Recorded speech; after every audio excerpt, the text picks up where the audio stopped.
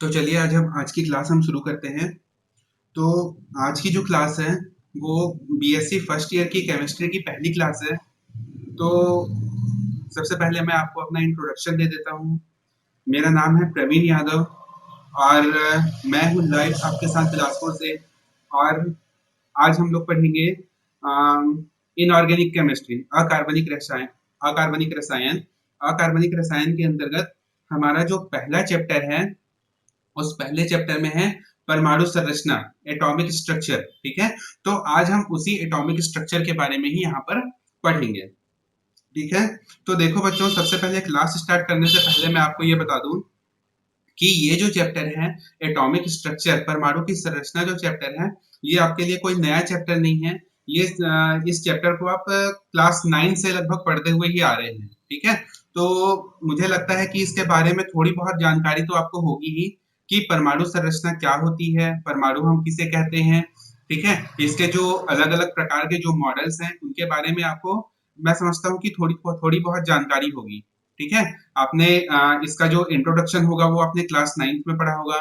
उसके बाद इसके बारे में पूरी डिटेल से लगभग आपने क्लास 11th में पढ़ा होगा। ठीक है, तो जो कुछ भी आपने क्लास 11th में पढ़ा है बिल्कुल वही सिलेबस ही आपकी बीएससी फर्स्ट ईयर की केमिस्ट्री में भी दिया हुआ है। ठीक है, केमिस्ट्री का जो एटॉमिक स्ट्रक्चर जो चैप्टर है उसमें आपको ये मिल जाएगा। ठीक है, तो ठीक है, और इस जो क्लास है या ये जो लेक्चर है उसको स्टार्ट करने से पहले आपको एक सजेशन आपको देता हूँ कि हम क्या करते हैं, कुछ भी चीज को जब हम करने वाले रहते हैं तो उसको करने से पहले हम उस प्रकार की प्लानिंग करते हैं। ठीक है, तो हम भी यहाँ पर आज से एक बीएससी की क्लास हम यहाँ पर ऑनलाइन शुरू कर रहे हैं।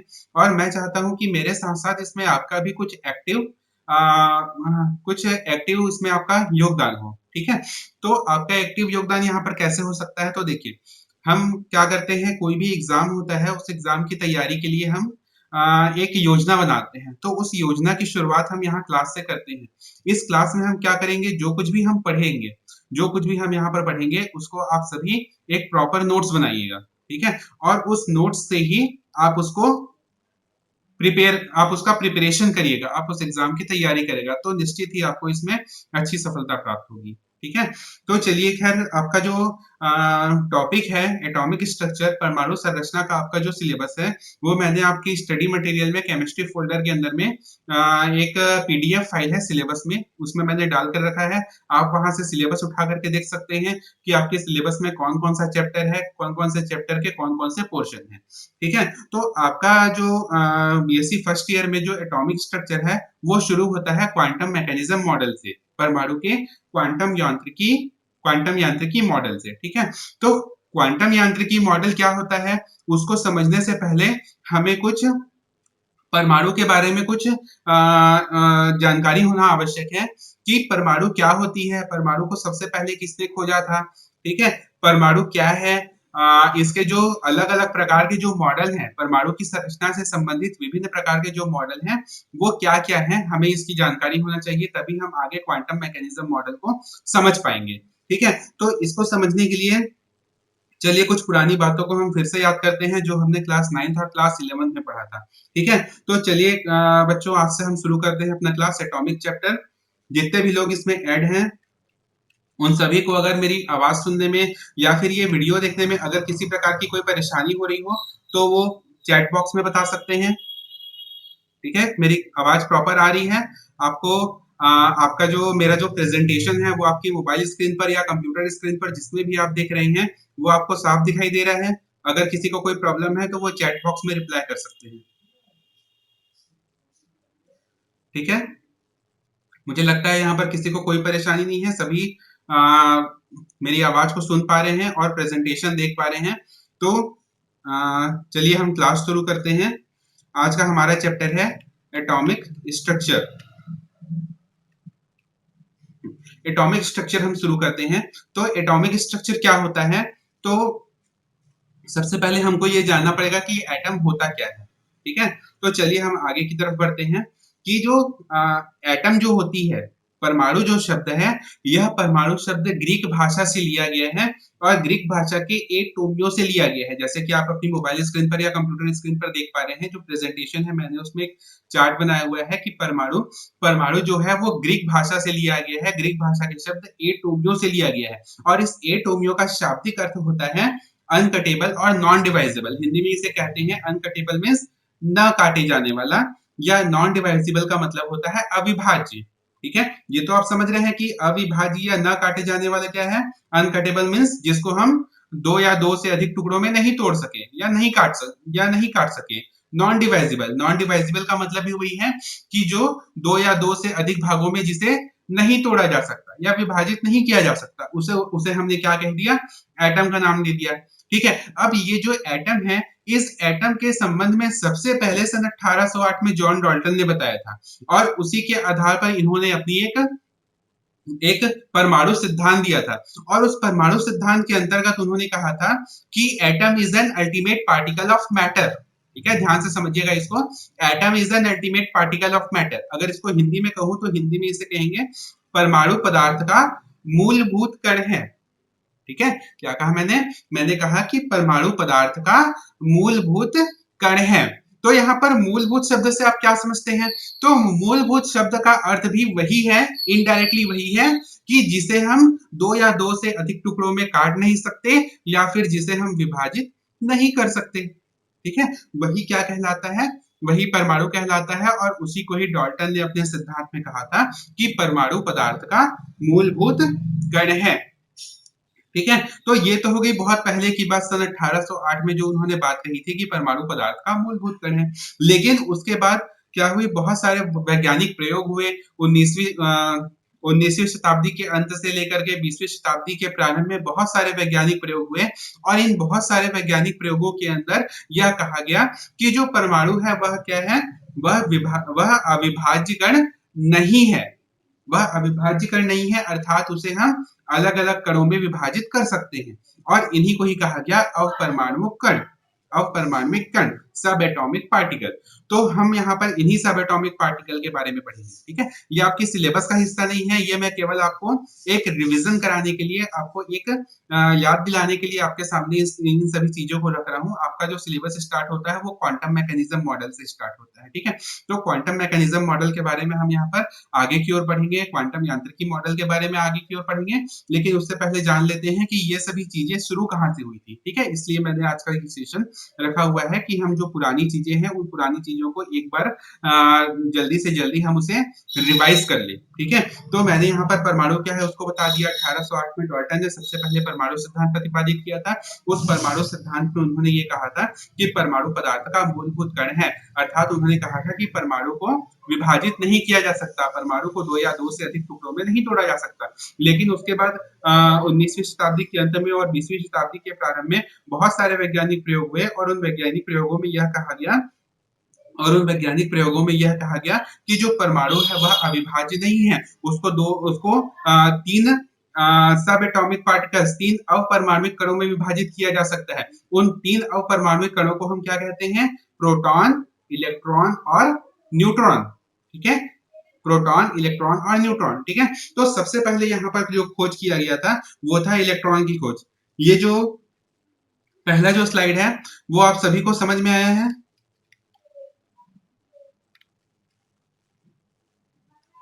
अगर इस स्लाइड में किसी को कोई परेशानी है तो वो पूछ सकते हैं।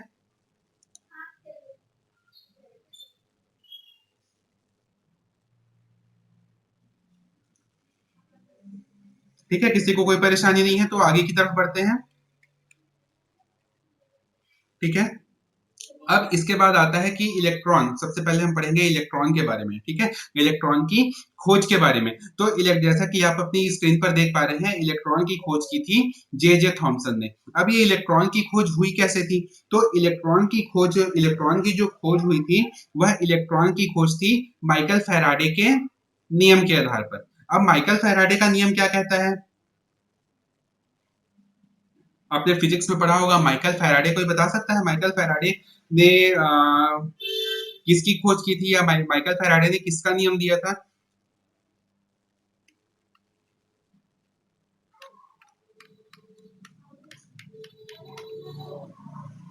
कोई बता सकता है माइकल फैराडे के बारे में?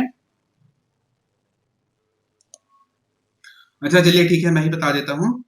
तो ये जो इलेक्ट्रॉन की जो खोज है,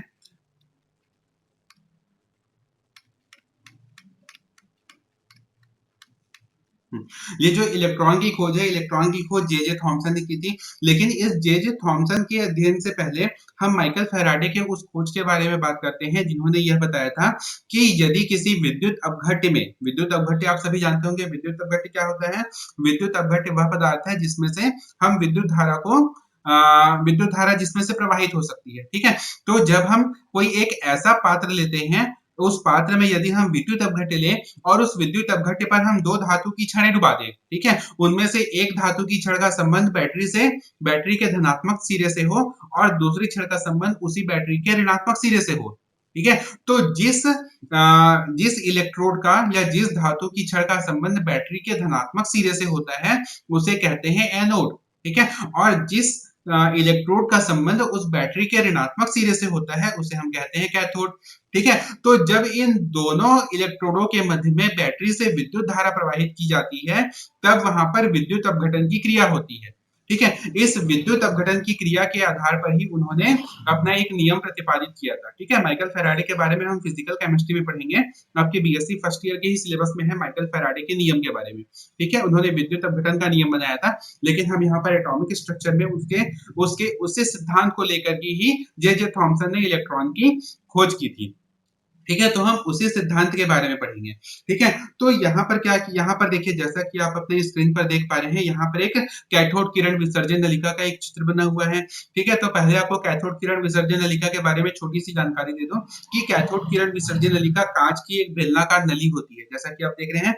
यहाँ पर क्या है, कांच की एक बेलनाकार नली है। उस कांच की उस बेलनाकार नली में दो धातु के दो धातु की पतली पट्टी लगा दी जाती है। इसी धातु की पतली पट्टी को हम कहते हैं इलेक्ट्रोड। इसमें से एक इलेक्ट्रोड का संबंध हम बैटरी के धनात्मक सिरे से करते हैं और दूसरे धातु की पट्टी या इलेक्ट्रोड का संबंध हम बैटरी के ऋणात्मक सिरे से करते हैं। तो जो इलेक्ट्रोड बैटरी के धनात्मक सिरे से जुड़ा होगा उसे हम कहेंगे एनोड, और जिस इलेक्ट्रोड का संबंध बैटरी के ऋणात्मक सिरे से होगा हम उसे कहेंगे कैथोड, ठीक है। और उसके बाद ये जो कांच की जो ट्यूब है या कांच की जो नली है, इसके अंदर हम दाब को बनाए रखने के लिए उसका संबंध हम निर्वात पंप से कर देते हैं। इस निर्वात पंप का मुख्य काम ही यही है कि वह उस नली के अंदर में वायु के दाब को नियंत्रित करके रखता है, ठीक है।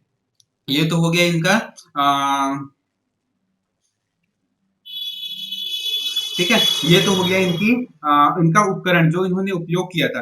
अब हम देखते हैं इसके प्रयोग के बारे में, ठीक है। तो जब हम थॉमसन के प्रयोग के बारे में देखते हैं, तो थॉमसन ने क्या किया था, थॉमसन ने इसके अंदर एक प्रयोग किया था। जब उन्होंने देखा कि सामान्य अवस्था में जो गैसें होती हैं या जो वायु जो होती है वो विद्युत की कुचालक होती है। भाई ये तो सीधा सा एग्जांपल है, हमारे आसपास में क्या है, हम चारों तरफ से किससे घिरे हुए हैं, हवा से घिरे हुए हैं, वायु से घिरे हुए हैं। तो वह हवा विद्युत की कुचालक होती है, विद्युत की सुचालक नहीं होती। कभी भी मत कहना कि हवा विद्युत की सुचालक होगी, ठीक है। थोड़ा सा एक इमेजिनेशन करो, एक कल्पना करो, अगर मान लीजिए हवा विद्युत की सुचालक होती तो क्या होता।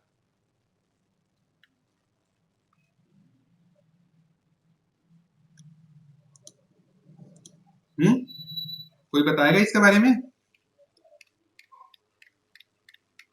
अगर मान लीजिए जो वायु है वो विद्युत की सुचालक होती तो क्या होती। तो सोचिए, अगर वो विद्युत की सुचालक होती तो हमें कहीं से भी इलेक्ट्रिसिटी का हमें झटका लग जाता, ठीक है।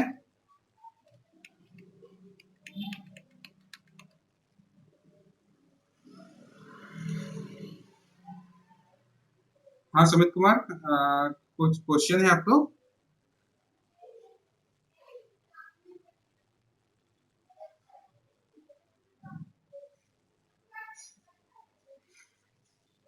सुमित कुमार कुछ क्वेश्चन पूछना चाहते हैं आप?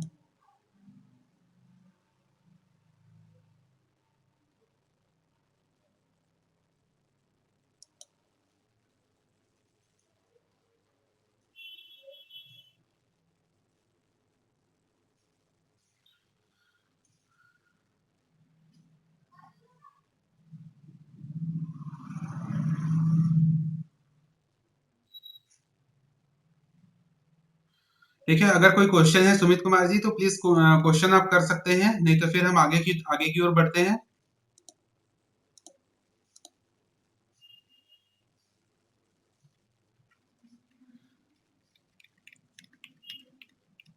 ठीक है, तो हम यहाँ पर कैथोड किरण विसर्जन नलिका के बारे में पढ़ रहे थे। ठीक है, तो कैथोड किरण विसर्जन नलिका के बारे में मैंने आपको उपकरण के बारे में बताया था कि इसका जो उपकरण है, इसका उपकरण कैसा होता है कि यहाँ पर एक कांच की बेलनाकार नली होती है, और वो कांच की बेलनाकार नली क्या करती है, उसके अंदर में दो धातु की पट्टियां लगी होती हैं जिसे हम इलेक्ट्रोड कहते हैं। ये जो इलेक्ट्रोड, जिस इलेक्ट्रोड का संबंध बैटरी के धनात्मक सिरे से होता है उसे हम कहते हैं एनोड। जिस इलेक्ट्रोड का संबंध बैटरी के ऋणात्मक सिरे से होता है उसे हम कहते हैं कैथोड। तथा इसके अंदर वायु का जो दाब है उसे नियंत्रित करने के लिए हम निर्वात पंप का उपयोग करते हैं। ठीक है, तो ये तो हो गया इसका जो उपकरण है। इस उपकरण के पश्चात उन्होंने यहाँ पर क्या किया कि दोनों इलेक्ट्रोडों के मध्य में विद्युत धारा को प्रवाहित की, और दोनों इलेक्ट्रोडों के मध्य में जब विद्युत धारा प्रवाहित की तब उन्होंने क्या देखा कि हवा तो विद्युत की कुचालक होती है, तो जब हवा विद्युत की कुचालक होती है तब हम उसमें कितने ही अधिक वोल्टता का विद्युत धारा क्यों न प्रवाहित करें, उन दोनों के मध्य में कोई भी विद्युत धारा का प्रवाह नहीं होता है। ठीक है, उसके बाद फिर से उन्होंने देखा कि जब उन्होंने वहां पर दाब क्या किया, दाब को कम किया। तो दाब को कैसे कम किया, तो इसी निर्वात पंप की सहायता से उन्होंने उसके कांच की नली के अंदर में दाब को जैसे जैसे कम किया वैसे वैसे उन्होंने देखा कि जो हवा है वो विद्युत की सुचालक की तरह व्यवहार करने लगती है। सुचालक कहने का अर्थ है कि उसके कांच की नली के अंदर में विद्युत धारा का प्रवाह होने लगता है। ठीक है, तो जब विद्युत धारा का प्रवाह होता है तब क्या होता है, देखिए जब वहां पर 1 mm से 10 mm का प्रेशर लगाया जाता है, 1 mm से 10 mm का दाब जब इस कांच की नली के अंदर लगाया जाता है तब वहां पर विद्युत धारा प्रवाहित होने लगती है। लेकिन जब दाब और अधिक कम कर दिया जाता है, अर्थात 10⁻⁻4 एटीएम तक, 10⁻⁻4 एटीएम तक जब जब वहां पर दाब लगा दिया जाता है तब उन्होंने देखा कि वहां पर कोई भी विद्युत धारा का प्रवाह नहीं होता, वहां पर जो प्रकाश है वह प्रकाश का निकलना बंद हो जाता है। ठीक है, तो इसी प्रयोग के आधार पर उन्होंने अपना नियम का प्रतिपादन किया और अपने नियम का प्रतिपादन किया। ठीक है, तो चलिए हम फिर से चलते हैं उस दूसरे पॉइंट की तरफ जहां पर मैंने कहा था कि माइकल जे थॉमसन ने जब उस कांच की नली के अंदर में दाब को लगभग 1 mm से 10 mm के बीच कर दिया, या 10⁻²² एटीएम के बीच में कर दिया, तब उसमें विद्युत धारा का प्रवाह होने लगा। और ये विद्युत धारा का प्रवाह कैसे पता चलेगा, अभी विद्युत तो हमको दिखाई नहीं देती, तो जो चीज दिखाई नहीं देती हम उसको कैसे कह सकते हैं कि वो चीज हो रही है। ठीक है, तब उन्होंने देखिए यहाँ पर दूसरे चित्र में मैंने बताया है कि यहाँ पर एनोड जो इलेक्ट्रोड है उसके पीछे में उन्होंने एक प्रतिदीप्ति पदार्थ का लेप लगा दिया। प्रतिदीप्ति पदार्थ सामान्यतः हम लेते हैं जिंक सल्फाइड, उन्होंने वहां पर जिंक सल्फाइड का लेप लगा दिया। अब यहाँ पर एक क्वेश्चन फिर से आता है कि ये प्रतिदीप्ति पदार्थ होता क्या है। ठीक है, तो मैं आपको यहाँ पर आपकी जानकारी के लिए एक छोटी सी चीज बता दूं कि मुख्य रूप से दो प्रकार के पदार्थों का हम इसमें अध्ययन करेंगे, प्रतिदीप्ति और स्फुरदीप्ति। ठीक है, प्रतिदीप्ति और स्फुरदीप्ति दोनों में बस मामूली सा अंतर है, प्रतिदीप्ति और स्फुरदीप्ति। ठीक है, तो पहले आपको स्फुरदीप्ति के बारे में बता देता हूँ कि स्फुरदीप्ति होता क्या है। ठीक है, जैसे कि एक सिंपल सा एग्जांपल लें, आप लोग अपने बचपन में जब आप छोटे बच्चे थे तब आपने देखा होगा कि एक पदार्थ आता था रेडियम। वैसे वो ओरिजिनल रेडियम नहीं होता था, लेकिन हम उसको रेडियम कहते थे। उस रेडियम को हम क्या करते थे, सूर्य के प्रकाश में लेकर के जाते थे। ठीक है, हम उसको धूप में लेकर के जाते थे, और धूप के बाद जब हम उसे अंधेरे कमरे में लेकर के जाते थे तब वो चमकने लगता था। होता था ना, ये सभी आप लोग किए होंगे अपने बचपन में, कभी ना कभी आप लोग इन चीजों को आपने किया होगा। ठीक है, तो उसमें क्या होती है, जब हम किसी पदार्थ को प्रकाश में लेकर के जाते हैं, धूप में हम उसको लेकर के गए, हम उसको प्रकाश में लेकर के जाते हैं, तब वह उस प्रकाश स्रोत से कुछ विकिरणों को या प्रकाश को वो अवशोषित कर लेता है, और जब हम उसे अंधेरे में लेकर के जाते हैं तब वो उसी प्रकाश को पुनः विकिरित करने लगता है। ठीक है, इस क्रिया को हम कहते हैं स्फुरदीप्ति। ठीक है, यहाँ पर प्रतिदीप्ति का लेप होता है। तो प्रतिदीप्ति क्या होती है, प्रतिदीप्ति वह पदार्थ होता है जिस पर कोई आवेशित कण टकराने पर प्रकाश उत्पन्न होता है, उसे हम कहते हैं प्रतिदीप्ति पदार्थ। ठीक है, आपको यहाँ पर फिर से मैं बता दूं प्रतिदीप्ति क्या होता है। प्रतिदीप्ति पदार्थ ऐसा पदार्थ होता है जिस पर कोई आवेशित कण टकराने पर, आवेशित कण जब उस पर टकराएगा तब वहां पर प्रकाश उत्पन्न होगा, एक छोटी सी चिंगारी निकलेगी।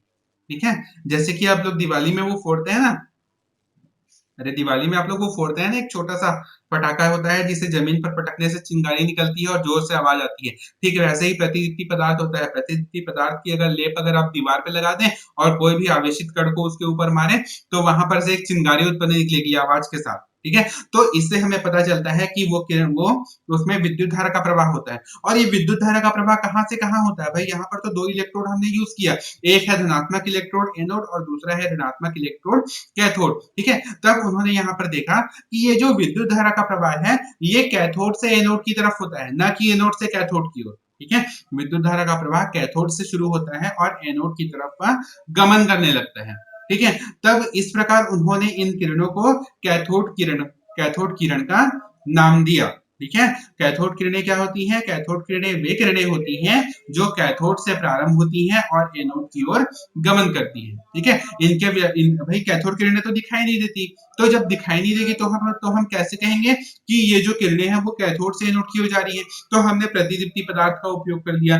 प्रतिदीप्ति पदार्थ का उपयोग किया, तब हमें पता चला कि वहां पर कुछ आवेशित किरणें हैं जो एनोड की ओर जाती हैं और एनोड की ओर जाकर के प्रतिदीप्ति पदार्थ की ओर टकराती हैं, जिसके कारण उसमें चिंगारी उत्पन्न होने लगती है।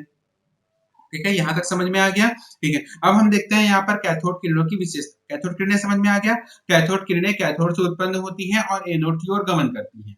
ठीक है, अब हम पढ़ते हैं इसकी प्रकृति के बारे में कि कैथोड किरणों की प्रकृति क्या क्या होती है। ठीक है, तो देखिए नेक्स्ट स्लाइड आपके नेक्स्ट स्लाइड जो है वो आपकी मोबाइल स्क्रीन पर या कंप्यूटर स्क्रीन पर जिसमें भी आप देख रहे हो उसमें आया होगा। तो कैथोड किरणों की प्रकृति में मैंने पहला पॉइंट लिखा हुआ है कि कैथोड किरणें कैथोड से आरंभ होती हैं और एनोड की ओर गमन करती हैं।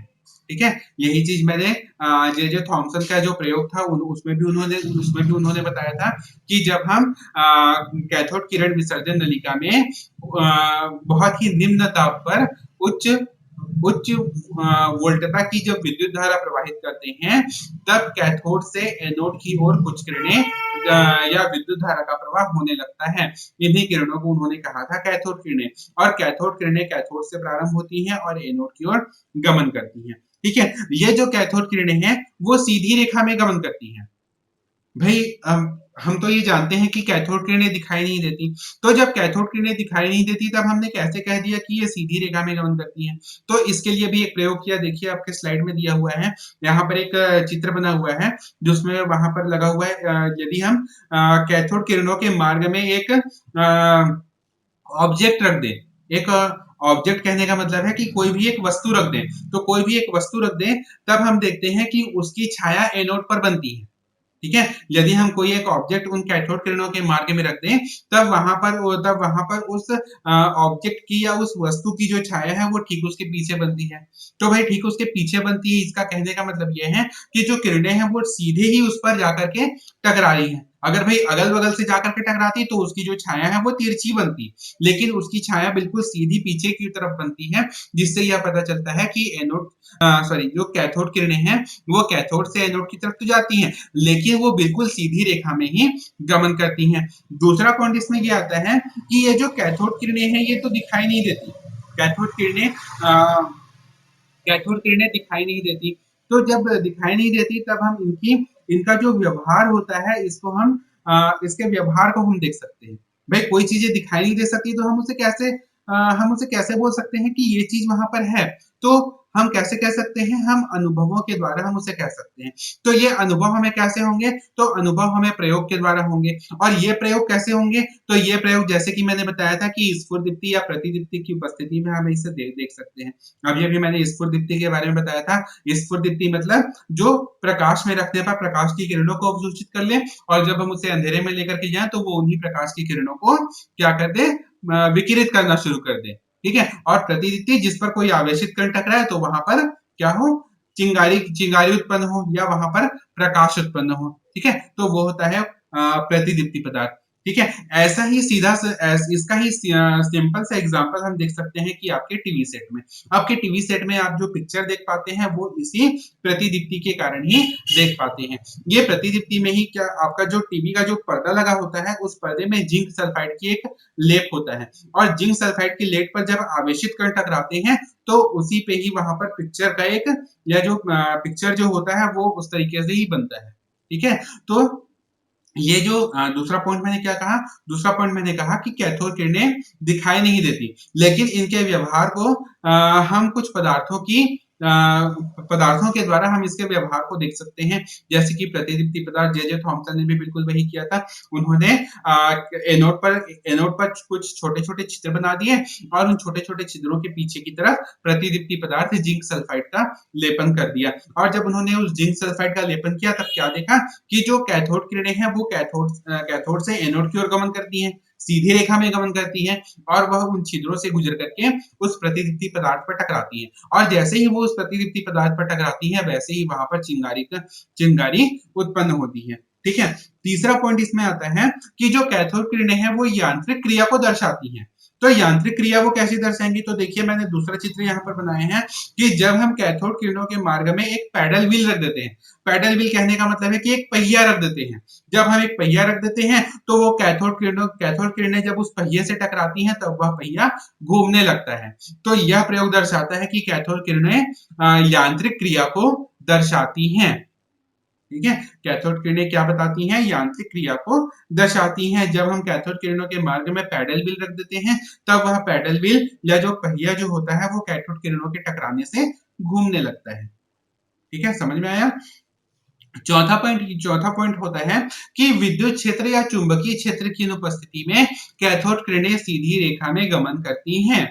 ठीक है, मैंने पहला पॉइंट आपको यही बताया था कि कैथोड किरणें कैथोड से उत्पन्न होती हैं और एनोड की ओर गमन करती हैं। कैथोड किरणें सीधी रेखा में गमन करती हैं। तो मैंने यहाँ पर भी वही पॉइंट को फिर से दोहराया कि विद्युत क्षेत्र और चुंबकीय क्षेत्र की अनुपस्थिति में ये कैथोड किरणें बिल्कुल सीधी रेखा में ही गमन करती हैं। ठीक है, लेकिन क्या होगा जब हम विद्युत क्षेत्र और चुंबकीय क्षेत्र लगाएं। ठीक है, तो देखिए मैंने तीसरा चित्र बनाया हुआ है। तीसरा चित्र में मैंने जो कैथोड किरण विसर्जन लिखा है वहां पर मैंने विद्युत क्षेत्र लगाया। अब विद्युत क्षेत्र कैसे लगाएंगे, तो भाई हम दो धातु के इलेक्ट्रोड लेंगे, उन धातु के इलेक्ट्रोड का संबंध हम बैटरी से या फिर विद्युत स्रोत से हम कर देंगे। तो उन दोनों धातु की प्लेटों के मध्य में विद्युत धारा प्रवाह होगा और उनके बीच का क्षेत्र कहलाएगा विद्युत क्षेत्र। ठीक है, तो जब हम वहां पर विद्युत क्षेत्र आरोपित करते हैं तो कैथोड किरणें अपनी मार्ग से विक्षेपित हो जाती हैं। अब ये कैथोड किरणें अपनी मार्ग से कहां पर विक्षेपित होती हैं या कहां पर विचलित होती हैं, तो यहाँ पर थॉमसन ने अपने प्रयोग में देखा कि कैथोड किरणें धनावेशित प्लेट की तरफ मुड़ जाती हैं। ठीक है, अब वो धनावेशित प्लेट की तरफ क्यों मुड़ी, तो इस चीज को या इस क्रिया को समझने के लिए हमको आवेशित कणों के व्यवहार के बारे में जानना बहुत जरूरी है। ठीक है, तो यहाँ पर फिर से एक क्वेश्चन निकल करके ये आता है कि आवेशित कण किस प्रकार से व्यवहार करती हैं। ठीक है, यहाँ पर मेरा एक क्वेश्चन फिर से है कि आवेशित कण किस प्रकार से व्यवहार करती हैं। कोई बता सकता है इसके बारे में, अभी जो भी कनेक्टेड है, किसी को कुछ आइडिया है आवेशित कणों के बारे में।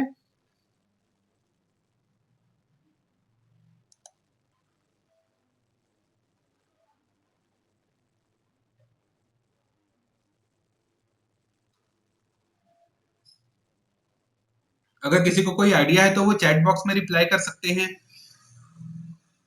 या फिर ऑडियो रिप्लाई भी कर सकते हैं जो आपके मोबाइल स्क्रीन पर या कंप्यूटर स्क्रीन पर होगा। ठीक है, तो आवेशित कण किस प्रकार से व्यवहार करती हैं इसके बारे में आपको एक छोटी सी चीज मैं बताऊंगा कि आपने बहुत पहले ही पढ़ा होगा, 7वीं या 8वीं में आप लोगों ने पढ़ा होगा कि समान आवेशों में क्या होता है।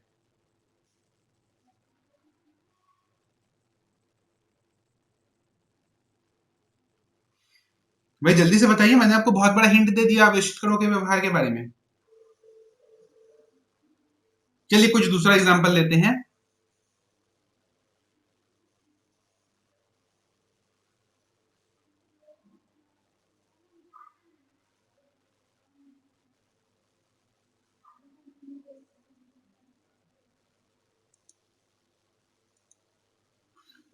चलिए आपको एक छोटा सा हिंट मैं और दे देता हूँ, आपको एक छोटा सा एग्जांपल मैं और दे देता हूँ कि बचपन में आप लोगों ने ये प्रयोग किया होगा कि जब हम कांच की छड़ कांच की जो छड़ होती है उस कांच की छड़ को जब हम रेशमी कपड़े से जब हम रगड़ देते हैं। ठीक है, कांच की छड़ को जब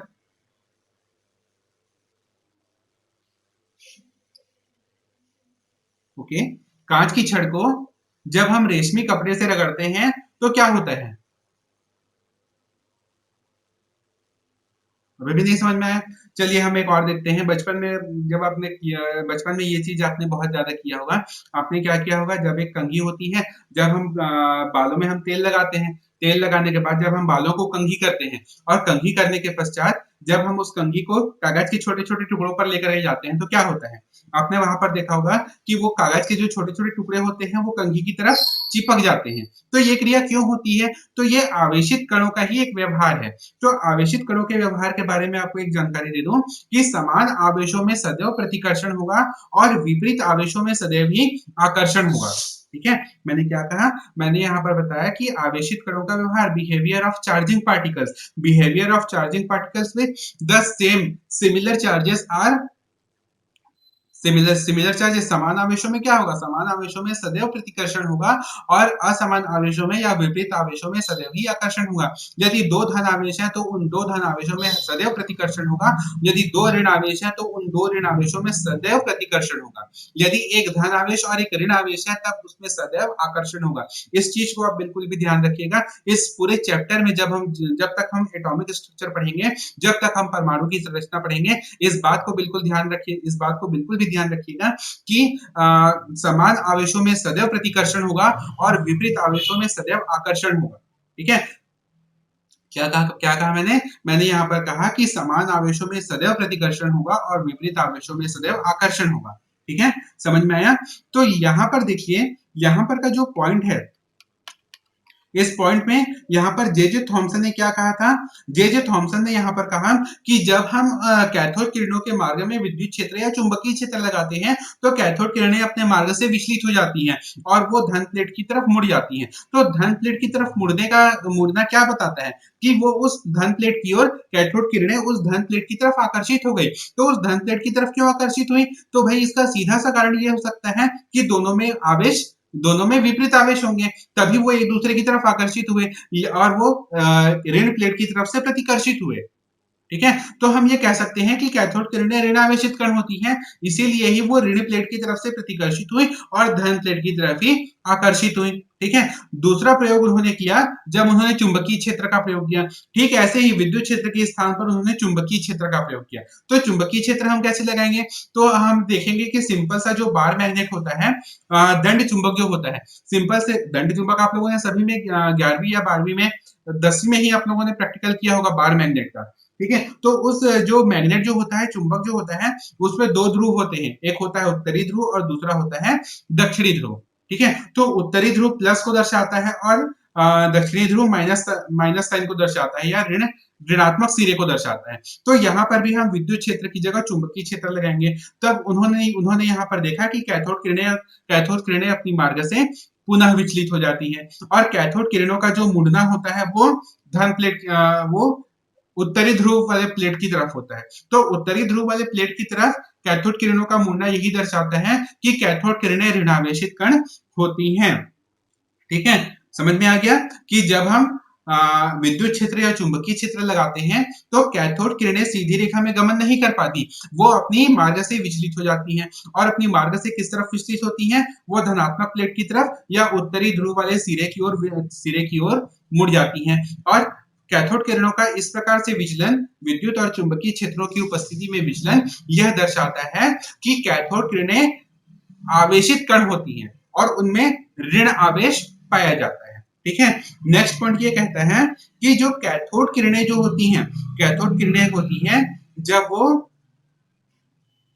धातु की जब वो किसी धातु की सतह से टकराती हैं तब उसे गर्म कर देती हैं। ठीक है, क्या कहा मैंने? कैथोड किरणें जब धातु की सतह से टकराती हैं तब उस सतह को गर्म कर देती हैं, अर्थात उनमें हीटिंग इफेक्ट पाया जाता है। हीटिंग इफेक्ट कहने का मतलब है कि धातु की सतह को गर्म करने का गुण उसमें पाया जाता है। नेक्स्ट पॉइंट इसका ये होता है कि जब कैथोड किरणें किसी भारी धातु से टकराती हैं, भारी धातु कहने का अर्थ है, भारी धातु आप सभी समझ रहे हैं ना, भारी धातु हम किसे कहेंगे? भारी धातु हैवी मेटल्स। हैवी मेटल्स आप लोगों ने 11वीं या 12वीं में केमिस्ट्री में आप लोगों ने पढ़ा होगा। हैवी मेटल्स कहाँ होती हैं? आवर्त सारणी में कहाँ पाई जाती हैं? आवर्त सारणी आप लोगों ने पढ़ा होगा ना, आवर्त सारणी हम लोग इसी चैप्टर में आगे आगे पढ़ेंगे। आवर्त सारणी में देखिए, जब हम आधुनिक आवर्त सारणी देखते हैं तो आधुनिक आवर्त सारणी में तीसरे से लेकर के 14वें वर्ग तक, तीसरे से 14वें वर्ग तक भारी धातुएं पाई जाती हैं। तो जब ये भारी धातुओं के बारे में हम अपने सिलेबस में आगे की तरफ पढ़ेंगे, अच्छे डिटेल से हम उसके बारे में पढ़ेंगे, ठीक है। तो जब कैथोड किरणें इन भारी धातुओं से टकराती हैं, तब उन धातुओं की सतह से एक्स किरणों का उत्सर्जन होता है, एक्स रेज का उत्सर्जन होता है, ठीक है। नेक्स्ट पॉइंट इसमें ये आता है कि जब हम जो कैथोड किरणें जो होती हैं, जब कैथोड की किरणें फ्लोरेसेंस उत्पन्न करती हैं। फ्लोरेसेंस का मतलब होता है इस प्रतिदीप्ति। जैसे कि हमने जे थॉमसन के प्रयोग में हमने देखा था कि एनोड के पीछे में कांच की सतह की भीतरी दीवार पर जब हम प्रतिदीप्ति पदार्थ का लेपन कर देते हैं, तब उस प्रतिदीप्ति पदार्थ का लेपन करने के कारण जब आवेशित कण उस पर टकराती हैं, तब वहां पर चमक उत्पन्न होता है या प्रकाश उत्पन्न होता है। तो यही यहाँ पर अगले पॉइंट में कहा गया है कि जब वो किसी ऐसे सतह से टकराती हैं जो फ्लोरेसेंस होती हैं या प्रतिदीप्ति उत्पन्न करती हैं, तब वहां पर वो प्रकाश उत्पन्न करती हैं। ये जो कैथोड किरणें हैं, ये फोटोग्राफिक प्लेट को भी प्रभावित करती हैं। जब कैथोड किरणें इन फोटोग्राफिक प्लेट पर पड़ती हैं, तब उस फोटोग्राफिक प्लेट को वो काला कर देती हैं, ठीक है। तो इस प्रकार से ये हो गया कैथोड किरणों की प्रकृति। समझ में आया? इस स्लाइड में किसी को कोई परेशानी? यदि इस स्लाइड से रिलेटेड किसी को कोई क्वेश्चन हो तो वो पूछ सकते हैं, चैट बॉक्स में रिप्लाई कर सकते हैं या फिर ऑडियो रिप्लाई भी आप कर सकते हैं, ठीक है। अगर सभी को समझ में आ रहा है तो अब हम आगे की तरफ बढ़ते हैं, ठीक है। ये समझ में आया सभी को? अब इसके बाद फिर आता है इसका आवेश द्रव्यमान अनुपात। तो इसका आवेश द्रव्यमान अनुपात भी जे थॉमसन ने ही ज्ञात किया था। जे थॉमसन ने यहाँ पर परिवर्धित कैथोड किरण नलिका का कैथोड किरण विसर्जन नलिका का उपयोग किया था, ठीक है। ये सभी चीज आपके सिलेबस में नहीं है जो भी पढ़ा रहा हूँ, इसलिए ज्यादा टेंशन मत लीजिए। ये केवल हम एक जानकारी के लिए बहुत स्पीड से आगे की तरफ बढ़ रहे हैं। जब हमारा मेन टॉपिक आएगा तब हम उसको अच्छे से समझाते हुए आगे की ओर बढ़ेंगे, ठीक है। ये केवल आपको याद दिलाने के लिए है कि क्वांटम यांत्रिकी मॉडल कैसे शुरू होता है, ठीक है। तो ये सब चीज आपके एक रिवीजन के लिए है कि आपने जो पहले जो भी चीज आपने पढ़ा होगा वो आपको धीरे धीरे याद आ जाए, ठीक है। तो जल्दी जल्दी मैं आपको इसके बारे में बताते जाता हूँ। तो यहाँ पर जो इलेक्ट्रॉन का आवेश द्रव्यमान अनुपात ज्ञात करने के लिए जे थॉमसन ने एक परिवर्धित कैथोड किरण विसर्जन नलिका का उपयोग किया था। इस कैथोड किरण विसर्जन नलिका में उन्होंने क्या किया कि एनोड के जो पीछे की दीवार थी उसको उन्होंने चौड़ा कर दिया, और चौड़ा करने के बाद में वहां पर उन्होंने प्रतिदीप्ति पदार्थ का लेपन कर दिया, जिंक सल्फाइड का लेपन कर दिया, और वहां पर उन्होंने विद्युत क्षेत्र और चुंबकीय क्षेत्र लगा दिया। तो अभी अभी हमने कैथोड किरण की प्रकृति के बारे में पढ़ा कि क्या कि विद्युत और चुंबकीय क्षेत्र की अनुपस्थिति में कैथोड किरणें सीधे रेखा में गमन करती हैं, लेकिन जब हम विद्युत क्षेत्र और चुंबकीय क्षेत्र का उपयोग करते हैं तब कैथोड किरणें अपनी मार्ग से विचलित हो जाती हैं। तो उन कैथोड किरणों को मार्ग से विचलन से रोकने के लिए उन्होंने विद्युत क्षेत्र और चुंबकीय क्षेत्र को एक दूसरे के लंबवत इस प्रकार से व्यवस्थित किया कि कैथोड किरणों में विचलन न हो, और इस स्थिति पर उन्होंने इलेक्ट्रॉन का आवेश द्रव्यमान अनुपात का निर्धारण किया। और इस प्रयोग के द्वारा जो आवेश द्रव्यमान अनुपात हमें ज्ञात होता है वह आता है 1.75 into 10⁻11 कूलम पर केजी, ठीक है। जैसा कि आप अपने मोबाइल स्क्रीन पर या कंप्यूटर स्क्रीन पर आप देख पा रहे होंगे, यहाँ पर मैंने इलेक्ट्रॉन के आवेश द्रव्यमान अनुपात का मान लिखा है 1.75 into 10⁻11 कूलम पर केजी। ये इलेक्ट्रॉन के आवेश द्रव्यमान अनुपात होता है, ठीक है। सी का मतलब होता है कूलम और पर केजी। कूलम है आवेश का एसआई पद्धति में मात्रा, और किलोग्राम है द्रव्यमान का एसआई पद्धति में मात्रा, ठीक है। तो वो वहां पर लिखा गया है। अब दूसरा होता है यहाँ पर आवेश और द्रव्यमान का अनुपात तो आपने निकाल दिया। अब इसके बाद होता है कि इस पर आवेश की गणना हम कैसे करें। तो इलेक्ट्रॉन पर कितना आवेश होता है, ठीक है। इलेक्ट्रॉन पर ऋण आवेश तो होता है, ये तो जे थॉमसन ने बता दिया कि इलेक्ट्रॉन पर ऋण आवेश होता है, लेकिन उस ऋण आवेश का परिमाण कितना होता है ये बताने के लिए मिलिकॉन ने एक प्रयोग किया था, ठीक है। मिलिकॉन ने यहाँ पर तेल बूंद विधि का प्रयोग किया, और इस तेल बूंद विधि के द्वारा उन्होंने इसके आवेश की गणना की। तो इस तेल बूंद विधि के बारे में आपको एक छोटी सी चीज बता देता हूँ। उसमें उन्होंने एक बेलनाकार धातु की नली का उपयोग किया। उस बेलनाकार धातु की नली के अंदर में उन्होंने एक तेल की बूंदों को प्रवेश कराया। उन तेल की बूंदों को उन्होंने एटमॉइजर का उपयोग किया। एटमॉइजर आप लोग सभी जानते होंगे। एटमॉइजर मतलब जिसमें तेल की बूंदें हैं जो फुहारों के रूप में निकले, ठीक है। अरे भाई आप सभी गांव के बच्चे हैं, गांव के बच्चों को इतना समझाने की जरूरत नहीं पड़नी चाहिए। भाई आप लोगों ने सभी खेत में दवा डालते देखे होंगे ना, तो खेत में दवा कैसे डालते हैं, उसमें जो दवा की जो बूंदे हैं वो एकदम छोटी छोटी बूंदों के रूप में निकलती हैं, तो उसी को ही हम कहते हैं एटमॉइजर, हिंदी में कणित्र कहते हैं। ठीक है, तो एटमॉइजर से उन्होंने वहां पर तेल की बूंदों को प्रवेश कराया, और तेल की बूंदों को, अब देखिए वहां पर तो बहुत सारी बूंदें प्रवेश करेंगी, और इलेक्ट्रॉन का आवेश ज्ञात करने के लिए उनको केवल एक ही बूंद चाहिए, तो उस एक एक बूंद को अंदर प्रवेश कराने के लिए उन्होंने वहां पर भी एक और प्लेट लगा दी और उसमें एक छोटा सा छिद्र कर दिया। वो छिद्र इतना छोटा था कि उसमें से केवल एक ही बूंद उस छिद्र में से अंदर अंदर की ओर जा सके। ठीक है, और जैसे ही वो तेल की बूंद उस छिद्र से अंदर की तरफ जाती है, वहां पर उन्होंने विद्युत क्षेत्र का उपयोग कर दिया। विद्युत क्षेत्र वहां पर दो प्लेटें लगा दी, धातु की दो प्लेटें लगा दी, एक होता है धनावेशित प्लेट, दूसरा होता है ऋणावेशित प्लेट। ठीक है, तो जैसे ही जो तेल की बूंद है, जब वो, भाई तेल की बूंद तो आप सीधे जानते हैं, जैसे ही हम उसे अंदर की तरफ छिड़केंगे वो नीचे की ओर गिरेगी। क्यों गिरेगी नीचे की ओर? सिंपल सा कारण है गुरुत्वाकर्षण। वो गुरुत्वाकर्षण के प्रभाव से नीचे की ओर गिरेंगी। जब वो नीचे की ओर गिरेंगी तो उस छिद्र में से होकर के वो अंदर की ओर जाएंगे। भाई आप अपने स्क्रीन पर देखिए, स्क्रीन पर मैंने ये चित्र बनाया हुआ है, वहां पर एक छोटा सा छिद्र है, उस छोटे से छिद्र से वो अंदर की तरफ जाएगी। अब अंदर की तरफ जैसे ही जाएंगी तो वहां पर आवेशित प्लेटें लगी हुई हैं, उस आवेशित प्लेट के कारण वह नीचे की ओर नहीं गिरेगी, बल्कि वो किसी एक प्लेट की तरफ आकर्षित होने की कोशिश करेगी, और उसी उसी विचलन को ही, उस तेल की बूंद की उसी विचलन को ही उन्होंने एक्सरे विकिरण के द्वारा उन्होंने उसी डिफ्लेक्शन को ज्ञात किया, और उसी डिफ्लेक्शन के आधार पर उन्होंने यहाँ पर इलेक्ट्रॉन के आवेश की गणना की। तो इलेक्ट्रॉन का आवेश यहाँ पर मैंने लिखा हुआ है 1.6 इंटू 10⁻⁻19 कूलाम। कूलाम आवेश का एसआई पद्धति में मात्रक है। ये सब आप लोग फिजिक्स में आप लोग पढ़ोगे एसआई पद्धति में मात्रक क्या होता है, ठीक है, या फिर आपने क्लास 11th में केमिस्ट्री में ही पढ़ा होगा। ठीक है, तो मिलिकन ने यहाँ पर इलेक्ट्रॉन के आवेश की गणना की थी तेल बूंद विधि प्रयोग के द्वारा, और इसके आधार पर उन्होंने इलेक्ट्रॉन का आवेश बताया था 1.6 इंटू 10⁻⁻19 कूलम। अब चूंकि इलेक्ट्रॉन क्या है, ऋणावेशित कण है, तो इलेक्ट्रॉन ऋणावेशित कण है, उस पर एक इकाई ऋणावेश होता है, तो इस आवेश का मान भी ऋणात्मक होता है। तब उन्होंने इस आवेश का मान लिखा -1.6 इंटू 10⁻⁻19 कूलम। ठीक है, अब हमें यहाँ पर दो चीजों का पता चल गया, इलेक्ट्रॉन का आवेश द्रव्यमान अनुपात पता चल गई और इलेक्ट्रॉन का आवेश पता चल गया। तो जब दो चीजें पता है तो तीसरी चीजें हम कैलकुलेट कर सकते हैं। तो इस आधार पर हम इलेक्ट्रॉन का द्रव्यमान की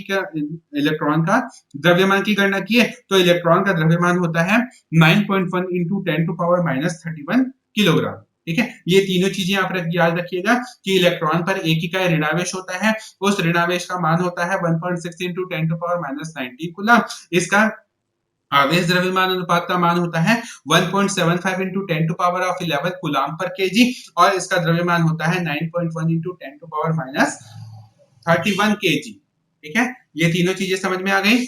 अब इसमें कुछ परेशानी है इस स्लाइड में, किसी को भी क्वेश्चन होगा तो वो पूछ सकते हैं।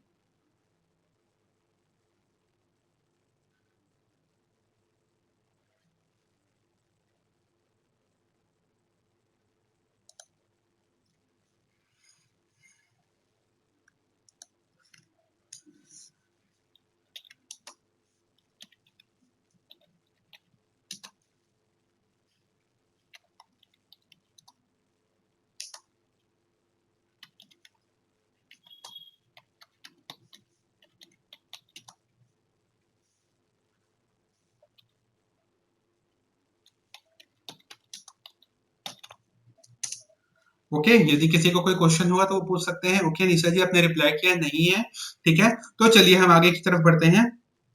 अगर किसी को कोई भी क्वेश्चन नहीं है,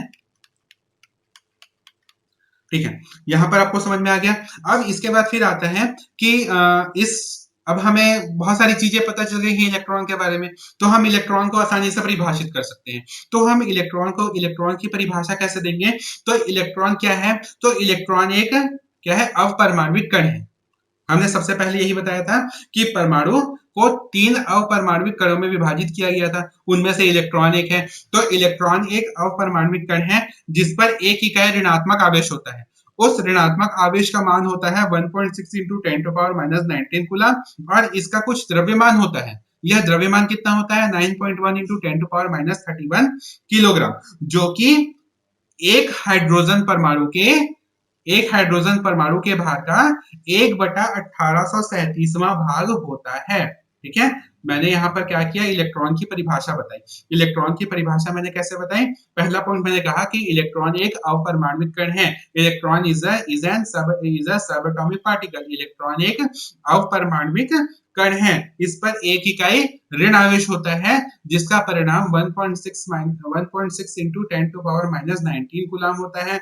इसका द्रव्यमान होता है, जिसका मान 9.1 into 10 to power minus 31 kilogram होता है, जो कि हाइड्रोजन के एक परमाणु के द्रव्यमान का 1/1837वां भाग होता है। ठीक है, ये इलेक्ट्रॉन की परिभाषा है। एक बार मैं फिर से रिपीट करता हूं, इलेक्ट्रॉन एक अवपरमाणुक कण है, जिस पर एक इकाई ऋणात्मक आवेश होता है, जिसका परिमाण 1.6 into 10 to power minus 19 coulomb होता है, तथा जिसका द्रव्यमान होता है 9.1 into 10 to power minus 31 kilogram, जो हाइड्रोजन के एक परमाणु के द्रव्यमान के 1/1837वां भाग होता है। ठीक है, मैंने यहाँ पर एक नया पॉइंट लास्ट में ये कहा कि इलेक्ट्रॉन का द्रव्यमान हाइड्रोजन परमाणु के द्रव्यमान का 1/1837वां भाग होता है। ठीक है, तो ये आपके लिए होमवर्क है कि ये कैसे होता है, इसकी गणना करिए। ये मैं अगली क्लास में बताऊंगा। अगली क्लास जब भी हम लोग लेंगे, या कल जैसे अगर अगली क्लास होती है तो कल इसके बारे में मैं डिटेल में बताऊंगा। तब तक ये आप लोगों के लिए होमवर्क है कि आप लोग इसमें ये बताइए कि इलेक्ट्रॉन जो होता है वो इलेक्ट्रॉन जो होता है वो हाइड्रोजन के भार का 1/1837वां भाग कैसे होता है। ठीक है, हम आगे की तरफ बढ़ते हैं। आगे अब इसके बाद आता है प्रोटॉन की खोज, एनोड किरणों का अध्ययन। ठीक है, प्रोटॉन की खोज या एनोड किरणों का अध्ययन। ठीक है, तो एनोड किरणें क्या होती हैं या प्रोटॉन क्या होती हैं। ठीक है, तो जिस प्रकार हमने इलेक्ट्रॉन की खोज के बारे में पढ़ा, कि एक कैथोड किरण विसर्जन नलिका होती है, उसमें जब निम्न दाब पर बहुत अधिक उच्च विभव पर जब विद्युत धारा दोनों इलेक्ट्रोडों के मध्य में उच्च विभव लगाया जाता है, तब कैथोड से एनोड की तरफ कुछ किरणें विद्युत धारा के रूप में गमन करती हैं। यही किरणों को कैथोड किरणों का नाम दे दिया। ठीक है, लेकिन यहाँ पर जो गोल्डस्टीन है, देखिए मैंने एक साइंटिस्ट का नाम लिखा हुआ है, गोल्डस्टीन ने यहाँ पर बताया था, गोल्डस्टीन ने यहाँ पर 18वीं शताब्दी में 1836 में गोल्डस्टीन ने यहाँ पर बताया कि भाई जब हवा की कुछ किरणों से इलेक्ट्रॉन का उत्सर्जन होता है, तो जहां पर ऋण आवेशित किरणें हैं वहां पर कुछ धनावेशित किरणें भी अवश्य ही होंगी, और इन्हीं धनावेशित किरणों को उन्होंने कहा था एनोड किरणें। अब इसे उन्होंने एनोड किरण का नाम क्यों दिया, क्योंकि ये जो एनोड किरणें थी ये कैथोड किरणों के विपरीत एनोड से कैथोड की ओर गमन करती हैं, और इनमें धनात्मक आवेश होता है, इसलिए इन्होंने इसे एनोड किरणें कहा। ठीक है, तो चलिए इसके बारे में थोड़ा सा डिटेल में मैं आपको बता देता हूँ। यहाँ पर देखिए यही कैथोड किरण विसर्जन नलिका है। उस कैथोड किरण विसर्जन नलिका में दो प्लेटें लगी हुई हैं, जिन्हें इलेक्ट्रोड कहते हैं। जिस इलेक्ट्रोड का संबंध बैटरी के धनात्मक सिरे से होता है उसे एनोड कहते हैं, और जिसका संबंध ऋणात्मक सिरे से होता है उसे कैथोड कहते हैं। वैसे ही उसी परिस्थिति में जब हम कैथोड किरण विसर्जन नलिका के अंदर जब बहुत ही कम दाब पर दोनों इलेक्ट्रोडों के मध्य उच्च विभव लगाते हैं, तब यहाँ पर भी विद्युत धारा का प्रवाह होने लगता है। विद्युत धारा का प्रवाह कहां से कहां की ओर होगा, कैथोड से एनोड की तरफ होगा। विद्युत धारा का प्रवाह कैथोड से एनोड की तरफ होगा।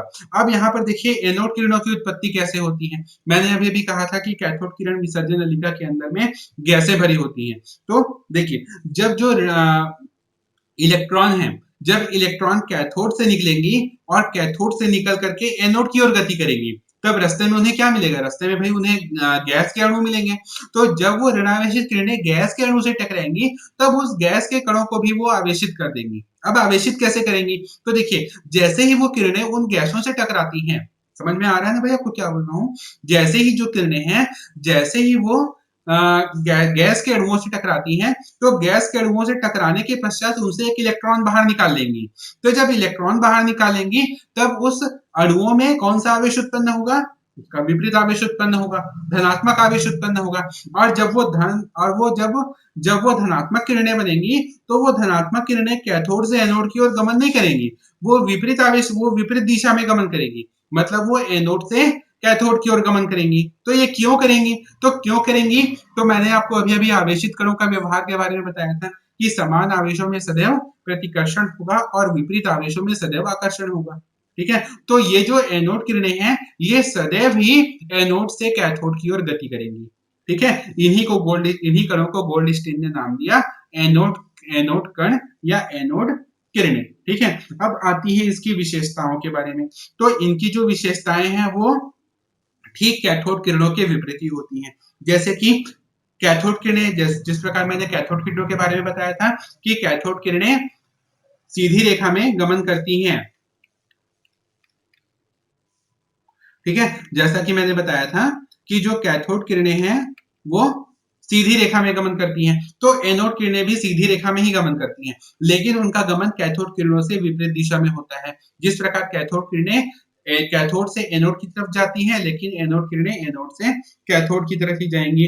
ठीक है, एनोड किरणें भी विद्युत क्षेत्र और चुंबकीय क्षेत्र की उपस्थिति में विचलन होता है। ठीक है, इससे पहले आपको ये बता दूं कि एनोड किरणें भी सीधी रेखा में ही गमन करती हैं। अब वो सीधी रेखा में गमन करेंगी, इसका प्रमाण क्या है? तो इसका प्रमाण ही बिल्कुल वही है कि हम कैथोड कैथोड की कैथोड कैथोड कैथोड जो बना हुआ है उस कैथोड पे हम छिद्र कर देते हैं, छोटे छोटे छिद्र कर देते हैं, और उसके पीछे वाली कांच की जो दीवार है वहां पर प्रतिदीप्ति पदार्थ जिंक सल्फाइड का लेपन कर देते हैं। तो यहाँ पर भी हमें बिल्कुल वैसी ही क्रिया दिखाई देगी जैसा कैथोड किरणों के केस में हुआ था। यहाँ पर भी एनोड किरणें सीधी रेखा में गमन करती हुई कैथोड से टकराएंगी और कैथोड में जो छिद्र बने हुए हैं उनसे गुजर करके वो प्रतिदीप्ति पदार्थ जिंक सल्फाइड से टकराएंगी, और जैसे ही वो जिंक सल्फाइड से टकराएंगी वैसे ही उनमें क्या होगा, वैसे ही उनमें वहां पर प्रकाश उत्पन्न होगा, प्रतिदीप्ति उत्पन्न होगा। ठीक है, तो ये बताती हैं कि कैथोड एनोड किरणें भी एनोड से कैथोड की ओर गमन करती हैं और वो सीधी रेखा में गमन करती हैं।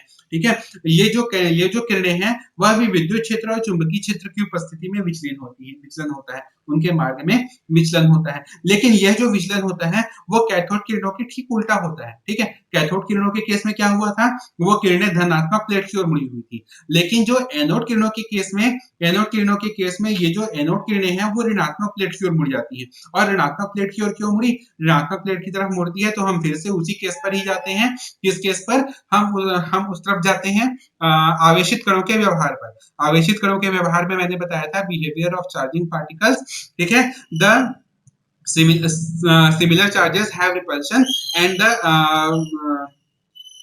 different charges having the attraction। मतलब समान आवेशों में प्रतिकर्षण होता है और विपरीत आवेशों में आकर्षण होता है। तो धनात्मक एनोड किरणें ऋण प्लेट की तरफ मुड़ गई। कहने का सीधा सा अर्थ है कि एनोड किरणें धनात्मक आवेशित कण हैं जो कि ऋण प्लेट की तरफ आकर्षित होती हैं। ठीक है, समझ में भी आया। ये जो किरणें हैं, कैथोड किरणें जो होती हैं, ये जो कैथोड किरणें जो होती हैं, ये कैथोड किरणें कैथोड किरण विसर्जन नलिका के अंदर उपस्थित गैसों की प्रकृति पर निर्भर करती है। ठीक है, समझ में आया। मैंने अभी कहा कि जो एनोड किरणें हैं, एनोड किरणों की प्रकृति कैथोड किरण विसर्जन नलिका के अंदर उपस्थित गैसों की प्रकृति पर निर्भर करती है। ठीक है, कैथोड किरणों के केस में ऐसा कुछ नहीं होता। कैथोड किरण विसर्जन नलिका के अंदर उपस्थित गैसों की प्रकृति पर निर्भर नहीं करेगी। उसके अंदर कोई भी गैस भर दीजिए, कोई भी हवा भर दीजिए, कैथोड किरणें निकलेंगी ही और वो कैथोड से एनोड की तरफ ही गमन करेंगी। लेकिन एनोड किरणों के केस में ऐसा नहीं होता। एनोड किरणें एनोड से उत्पन्न होती हैं और कैथोड की ओर गमन करती हैं, लेकिन इनकी प्रकृति उस विसर्जन नलिका के अंदर उपस्थित गैस की प्रकृति पर निर्भर करती है। तो ठीक है, तो यहाँ पर हम हाइड्रोजन गैस अगर लें तो हाइड्रोजन गैसों के लिए एनोड किरणों की आवेश द्रव्यमान अनुपात का जो मान होता है वो होता है 1.67 into 10⁻⁻27 किलोग्राम। ठीक है, अगर हम विसर्जन नलिका के अंदर यदि हम हाइड्रोजन गैस लें तो उस हाइड्रोजन गैस के लिए प्रोटॉन के उस हाइड्रोजन गैस के लिए जो एनोड किरणों का आवेश द्रव्यमान अनुपात का मान होता है वो होता है 1.67 into 10⁻⁻27 सॉरी मैंने कुछ गलत बता दिया। आवेश द्रव्यमान अनुपात का मान होता है 9.58 into 10⁻7 कूलाम पर केजी। ठीक है, मैंने यहाँ पर गलत कह दिया, आप इसको सुधार दीजिए। मैंने यहाँ पर लिखा नहीं है, लेकिन ये जो मान होता है एनोड किरणों के आवेश द्रव्यमान अनुपात का मान होता है 9.58 इंटू 10⁻7 कूलाम पर केजी। ठीक है, उसके बाद इसकी आवेश की गणना, तो इसका जो आवेश होता है वह इस पर 1 इकाई धनात्मक आवेश होता है, और यह धनात्मक आवेश और इस आवेश का जो परिमाण होता है वो कैथोड किरणों के बराबर ही होता है, अर्थात इसका आवेश का मान होता है 1.6 इंटू 10⁻19 कूलम। ठीक है, अब चूंकि इस पर धनावेश होता है तो यहाँ पर इसके परिमाण के सामने प्लस चिन्ह लगा देते हैं, प्लस 1.67 इंटू 10⁻19 कूलम। ठीक है, अब हमें दो चीजों का पता चल गया, आवेश द्रव्यमान अनुपात का मान पता चल गया और आवेश का मान पता चल गया, तो हम इसका द्रव्यमान निकाल सकते हैं। तो एनोड किरणों का द्रव्यमान होता है 1.67 इंटू 10⁻27 किलोग्राम। ठीक है, समझ में आ गया। ये जो एनोड किरणें जो होती हैं, अब हम इसको परिभाषित कैसे कर सकते हैं, एनोड किरणों की परिभाषा कैसे कैसे, तो हमें इसके बारे में बहुत सारी चीजें पता चल गई। क्या क्या चीजें पता चली कि ये जो प्रोटॉन है वह एक अवपरमाणुक कण है। दूसरी चीज हमें इसके बारे में पता चली कि जो प्रोटॉन है वह धन आवेशित कण है, धनावेशित कण है। इस पर कितना धनावेश होता है, तो 1 इकाई धनावेश होता है। इस धनावेश का परिमाण कितना होता है, तो 1.67 इंटू 10⁻19 कूलाम होता है। इसका द्रव्यमान होता है, द्रव्यमान कितना होता है 1.67 इंटू 10⁻27 किलोग्राम, जो कि हाइड्रोजन के एक परमाणु के द्रव्यमान के बराबर होता है। ठीक है, लास्ट में मैंने क्या कहा, लास्ट में मैंने कहा कि एनोड किरणों का द्रव्यमान, प्रोटॉन का द्रव्यमान हाइड्रोजन के एक परमाणु के द्रव्यमान के बराबर होता है 1.67 इंटू 10⁻27 किलोग्राम। ठीक है, तो इस प्रकार मैं फिर से एक बार एनोड किरणों की परिभाषा बोल देता हूँ। एनोड किरणें क्या है, एनोड किरणें एक अवपरमाणुक कण है जिस पर 1 इकाई धनात्मक आवेश होता है, जिसका परिमाण 1.6 इंटू 10⁻19 कूलाम होता है, तथा इसका द्रव्यमान होता है जिसका मान 1.67 इंटू 10⁻27 किलोग्राम होता है, जो हाइड्रोजन के एक परमाणु के द्रव्यमान के बराबर होता है। ठीक है, समझ में आ गया एनोड किरणों के बारे में। एनोड किरणों के बारे में अगर किसी को कोई परेशानी हो पूछ सकते हैं।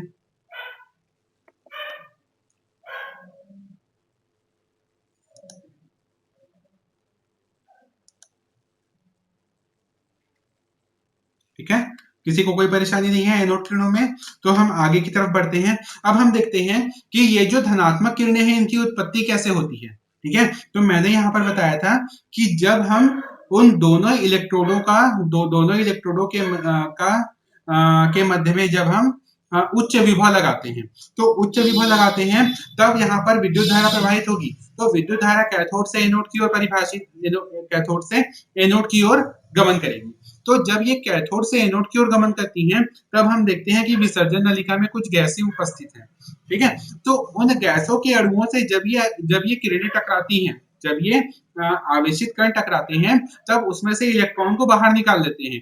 तो जब गैस के कण से इलेक्ट्रॉन बाहर निकल जाएंगे तो उसमें क्या बचेगा, धनावेश बचेगा। तो यही धनावेशित किरणों की उत्पत्ति होती है और ये धनावेशित कण एनोड से कैथोड की ओर गमन करते हैं। समझ में आया।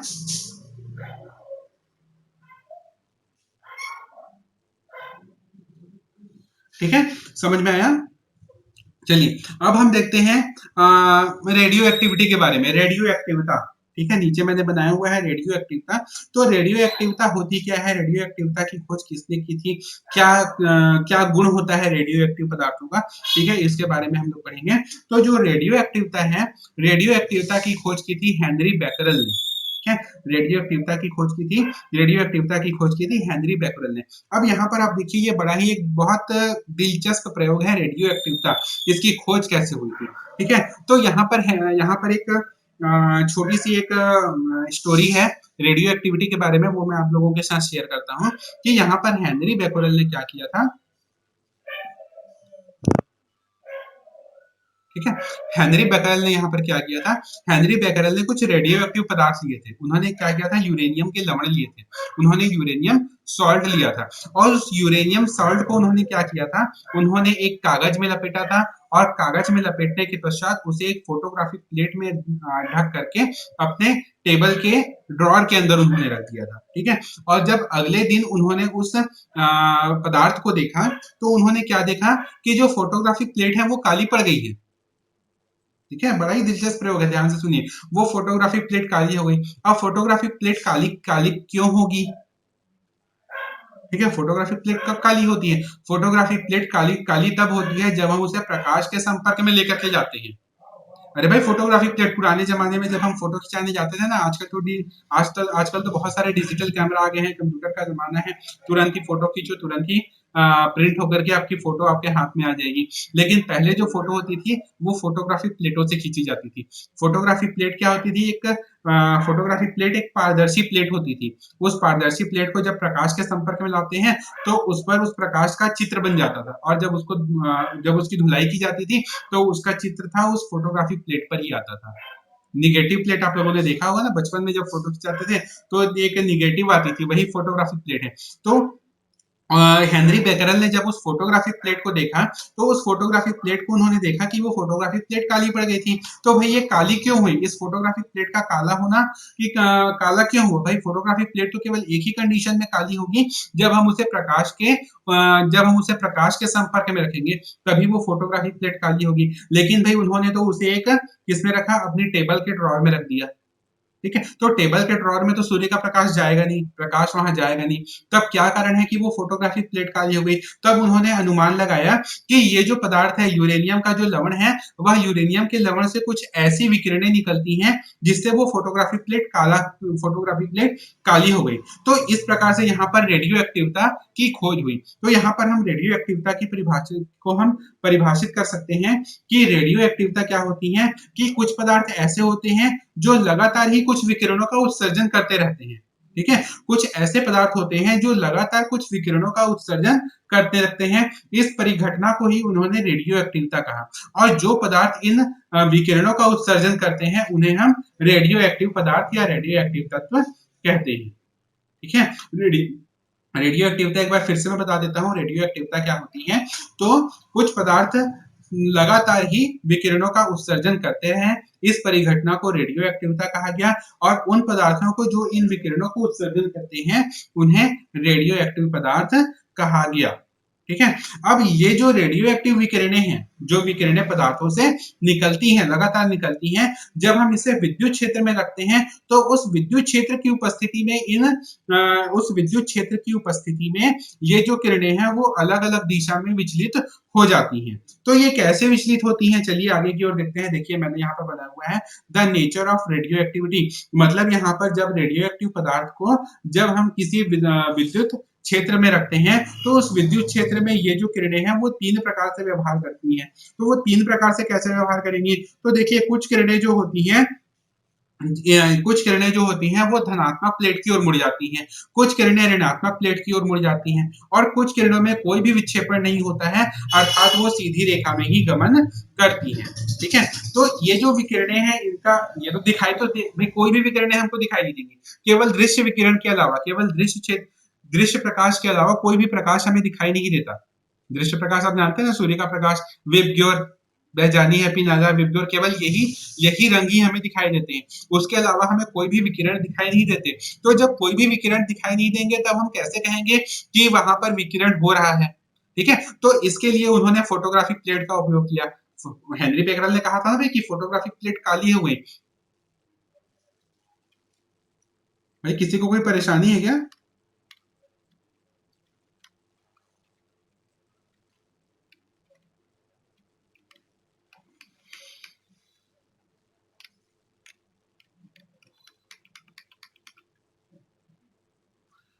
नहीं है ना? मैं आगे जारी रखूं? ठीक है, तो उन्होंने यहाँ पर एक फोटोग्राफिक प्लेट का उपयोग किया। अब ये फोटोग्राफिक प्लेट क्या करती है? देखिए, जहां पर वो किरणें टकराती हैं वहां पर वह फोटोग्राफिक प्लेट काला पड़ जाता है। ठीक है, तो देखिए जो किरणें, यहाँ पर आप फिर से उसी को याद करिए, आवेशित कणों के व्यवहार के बारे में। आवेशित कणों के व्यवहार में मैंने कहा था कि कि समान आवेशों में प्रतिकर्षण होता है और असमान आवेशों में आकर्षण होता है। तो इस परिघटना का भी वही कारण है। जब हम विद्युत क्षेत्र लगाते हैं अर्थात हम वहां पर दो आवेशित प्लेट हम रखेंगे, एक होगा धन आवेशित प्लेट, दूसरा होगा ऋण आवेशित प्लेट। तो जो किरणें जो होती हैं, देखिए पहले मैं आपको उपकरण के बारे में बता देता हूँ। तो देखिए यहाँ पर आप अपनी स्क्रीन पर देख पा रहे होंगे, यहाँ पर एक रेडियो एक्टिव सब्सटेंस है। उस रेडियो एक्टिव सब्सटेंस को लेड के ब्लॉक के अंदर में रखा हुआ है। ठीक है, तो लेड ब्लॉक के अंदर में, लेड ब्लॉक मतलब होता है लेड, लेड आप लोग जानते होंगे, भाई लेड आप लोगों ने आवर्त सारणी में पढ़ा होगा, लेड लेड एक तत्व है, ठीक है। तो उस लेड के गुटके के अंदर में रखते हैं। तो लेड के गुटके के अंदर में क्यों रखते हैं? ताकि उसका जो विकिरण है, भाई रेडियो एक्टिव पदार्थ तो विकिरित करेगा, तो वो कहीं चारों तरफ से विकिरित कर सकता है, लेकिन हमको केवल एक ही दिशा में चाहिए, तो इसलिए उसको लेड ब्लॉक में रखते हैं। और लेड ब्लॉक से वहां पर विकिरणों का उत्सर्जन होता है। फिर उस विकिरण को हम एक स्लिट से गुजारते हैं। स्लिट का मतलब होता है, जैसे देखिए ये दो प्लेट है, ठीक है, ये दो प्लेट आपको दिख रही है ना, ये दो प्लेटें हैं, यदि मान लीजिए ये ऐसे हैं, ऐसी है तो ये बंद है, जैसे जैसे हम इसको खिसकाते जाएंगे तो क्या होगा, यहाँ पर एक जगह बनते जाएगा। तो अगर मान लीजिए पीछे पीछे से कोई विकिरण आ रही है और ये दो प्लेटें इस तरीके से हैं, स्लिट बंद है, तो विकिरण आगे जाएगी क्या? नहीं जाएगी। यदि मान लो हम इस स्लिट को ऐसे क्यों खिसका दें, तो यहाँ पर एक छोटा सा छेद बन जाएगा और उस छोटे से छेद में से एक विकिरण आगे की ओर निकल जाएगा, ठीक है। तो इस स्लिट का यहाँ पर यही उपयोग है कि केवल एक ही विकिरण को वो अपने से आगे जाने देगा, और जब हम उस विकिरण को विद्युत क्षेत्र से गुजारेंगे, तब उस विकिरण में वहां पर विकिरण अपने मार्ग से विक्षेपित हो जाएगी। तो जो किरणें धनावेशी प्लेट की ओर मुड़ेंगी, मतलब उसमें कौन सा आवेश होगा? जो किरणें धन प्लेट की ओर मुड़ेंगी उसमें होगा ऋणात्मक आवेश। उस ऋण आवेशित कणों को कहा गया बीटा कणें। जो किरणें ऋण प्लेट की ओर मुड़ गई, ऋण प्लेट की ओर मुड़ी मतलब उसमें धनात्मक आवेश है, उन कणों को कहा गया अल्फा कण।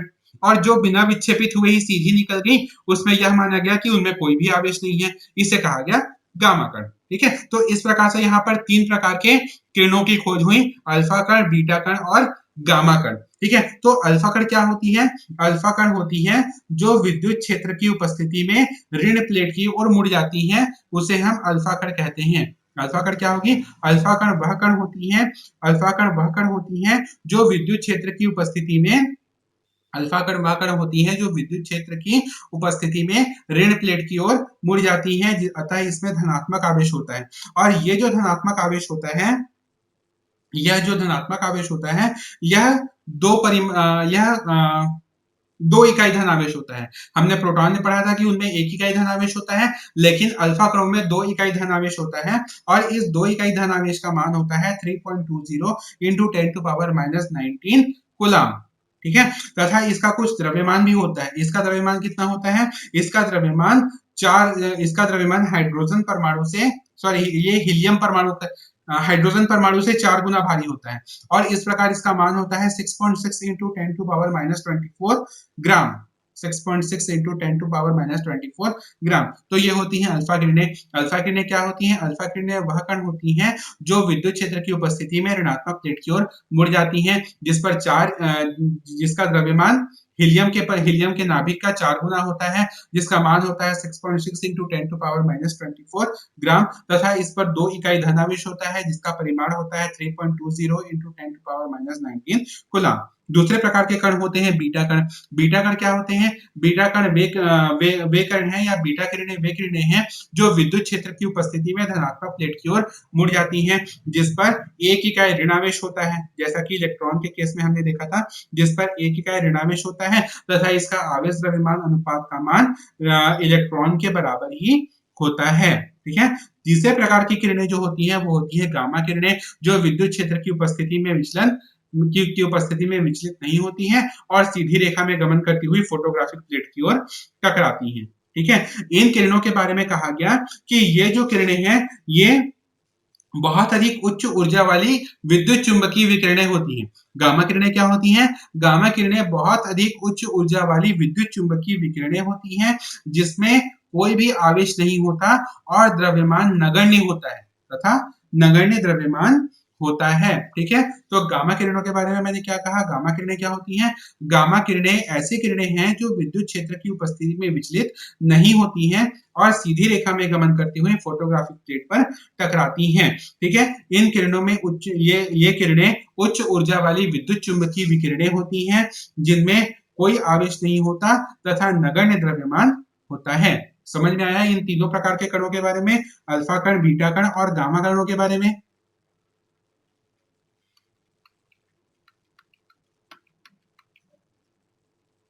ठीक है, समझ में आया?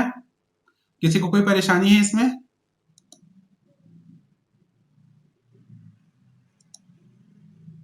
नहीं है? ठीक है, तो हम आगे की तरफ बढ़ते हैं। ठीक है, तो ये तो हो गया इसके बारे में कुछ सारणी की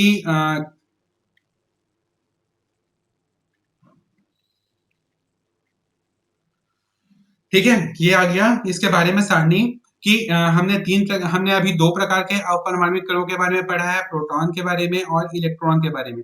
न्यूट्रॉन के बारे में अभी हमने नहीं पढ़ा है, लेकिन इस सारणी में मैंने उसके बारे में थोड़ी सी जानकारी दे दी है कि इलेक्ट्रॉन जो होता है, इलेक्ट्रॉन को ई के द्वारा, स्मॉल ई के द्वारा दर्शाते हैं, जिस पर आवेश होता है -1.6 into 10 to power -19 कूलम।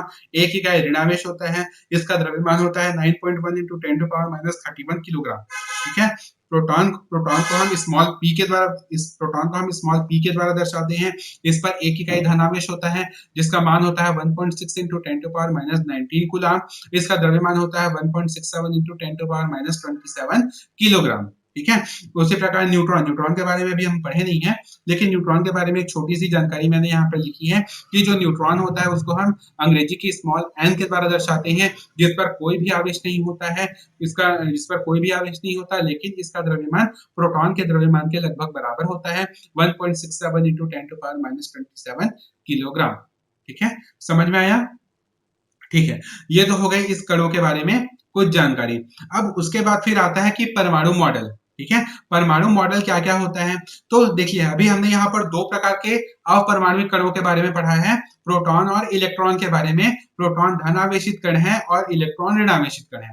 तो भाई एक परमाणु तो विद्युत रूप से उदासीन होता है, तो जब कोई आवेशित कण होगा, धनावेश और ऋणावेश, तो इन आवेशित कणों के रहते हुए कोई परमाणु उदासीन कैसे हो सकता है, इसको जानने के लिए यहाँ पर कुछ वैज्ञानिकों हैं, उन वैज्ञानिकों ने अपना परमाणु मॉडल बताया था। ठीक है, ये जो परमाणु मॉडल थे, ये कुछ समस्याओं के द्वारा थी। पहली समस्या थी ये थी कि परमाणु के स्थायित्व का स्पष्टीकरण। यही मैंने कहा कि भाई यदि उस परमाणु में आवेशित कण है, तो उन आवेशित कणों के रहते हुए कोई परमाणु उदासीन कैसे हो सकता है, इसकी व्याख्या करने के लिए यहाँ पर परमाणु मॉडल बताया गया। दूसरा कहा गया कि कोई भी जो पदार्थ होता है, उसमें कुछ भौतिक और रासायनिक गुण होते हैं। अगर हम केमिस्ट्री की दृष्टि से अगर उसमें देखें, तो उसमें कुछ फिजिकल और केमिकल प्रॉपर्टीज होती है, कुछ भौतिक और रासायनिक गुण होते हैं। तो वो भौतिक और रासायनिक गुण क्यों होते हैं, क्या कारण है कि उनमें भौतिक और रासायनिक गुण पाए जाते हैं, इसकी व्याख्या करने के लिए परमाणु मॉडल दिया गया। तीसरे यहाँ पर बताया गया कि हमने कहा था कि परमाणु तो बहुत छोटे कण होते हैं, उससे हम सामान्य आंखों से उन परमाणु को नहीं देख सकते। तो उन परमाणु से मिलकर के अणु बनता है, अणु से मिलकर के क्या बनता है, उसी प्रकार से पदार्थ का आगे की ओर बढ़ते हुए पदार्थ का निर्माण होता है। अणु से परमाणु बनता है, परमाणु से सॉरी बहुत सारे परमाणुओं से मिलकर के अणु का निर्माण होता है, फिर बहुत सारे अणु मिलकर के तत्व बनाते हैं, फिर बहुत सारे तत्व मिलकर के बहुत सारे तत्व मिलकर के पदार्थ का निर्माण करते हैं। ठीक है, तो इस प्रकार से इनके अणुओं के बनने की व्याख्या किस प्रकार से हम कर सकते हैं, इसके लिए परमाणु मॉडल यहाँ पर दिया गया था। इसी प्रकार कोई भी जो वस्तु है वो हमें रंगीन दिखाई देती है। जैसे कि मैंने इस वक्त यहाँ पर हरे कलर की शर्ट पहनी हुई है, तो हमें ये हरा ही क्यों दिखाई दे रहा है?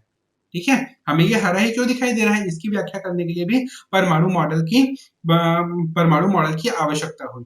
ठीक है, तो सबसे पहला परमाणु मॉडल हम देखते हैं थॉमसन का परमाणु मॉडल। ठीक है, थॉमसन ने यहाँ पर क्या किया था, जे थॉमसन ने सबसे पहले यहाँ पर परमाणु सिद्धांत दिया था, और उस परमाणु सिद्धांत में उन्होंने भी बताया था कि जो परमाणु की आकृति होती है, जिसे थॉमसन का प्लम पुडिंग मॉडल कहते हैं। प्लम का मतलब होता है तरबूज, खरबूजे का मॉडल। खरबूजा आप लोग सभी ने देखा होगा, खरबूजा का ऊपरी हिस्सा क्या होती है, खरबूजा को जब हम काटते हैं तो कैसा दिखाई देता है, बाहर का क्षेत्र पूरा लाल होता है और उस काले काले बीज उसके अंदर में स्थित होते हैं। तो उस लाल क्षेत्र को उन्होंने कहा था कि ये धनावेशित कण है, और उन बीजों को उन्होंने बताया था कि वो ऋणावेशित कण है। ठीक है, तो इस प्रकार से यहाँ पर थॉमसन ने परमाणु मॉडल बताया था। उस परमाणु मॉडल में उन्होंने बताया कि जो परमाणु की संरचना होती है वो गोलाकार आकृति की होती है, जैसे एक गोला होता है, वो उस गोलाकार आकृति की होती है, और उस गोलाकार आकृति में जो धनावेशित कण प्रोटॉन होते हैं, वो उसके सतह पर एक समान रूप से बिखरे हुए होते हैं, जबकि ऋणावेशित कण इलेक्ट्रॉन बीच में तरबूज के बीज के समान धसे हुए होते हैं। इसलिए इसे कहा था थॉमसन का प्लम पुडिंग मॉडल। और परमाणु के स्थायित्व की व्याख्या उन्होंने की थी कि धनावेशित कणों की संख्या ऋणावेशित कणों की संख्या के बराबर होता है, इसलिए वह परमाणु विद्युत रूप से उदासीन होता है और स्थायी होता है। ठीक है, इस प्रकार उन्होंने थॉमसन ने अपना मॉडल दिया था। ये थॉमसन का एटॉमिक मॉडल है। ठीक है, थॉमसन के एटॉमिक मॉडल में किसी को कोई परेशानी है? अगर किसी को कोई परेशानी है तो बता सकते हैं।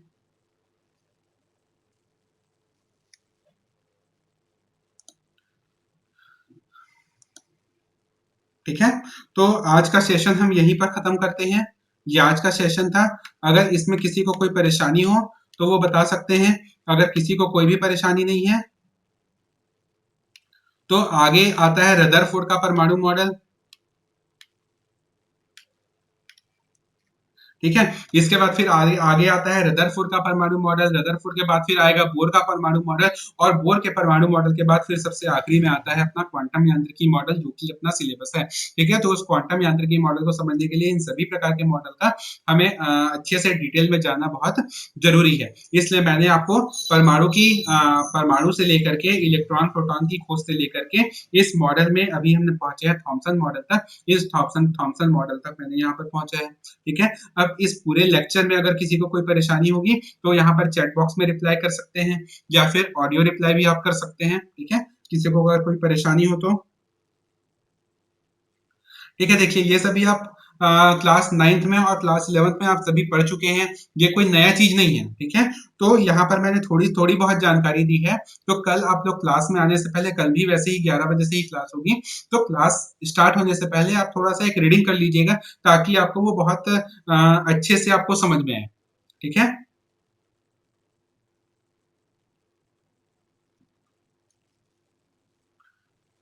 ठीक है, किसी को कोई परेशानी नहीं है तो ठीक है, ये सेशन अब यहीं पर हम खत्म करते हैं। कल भी आप सभी ऑनलाइन रहिएगा 11 बजे ही।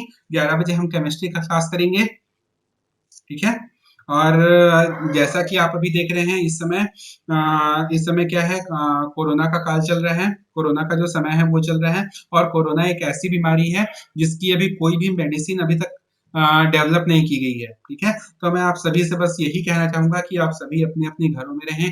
केवल बहुत जरूरी हो केवल तभी घर से बाहर निकलें।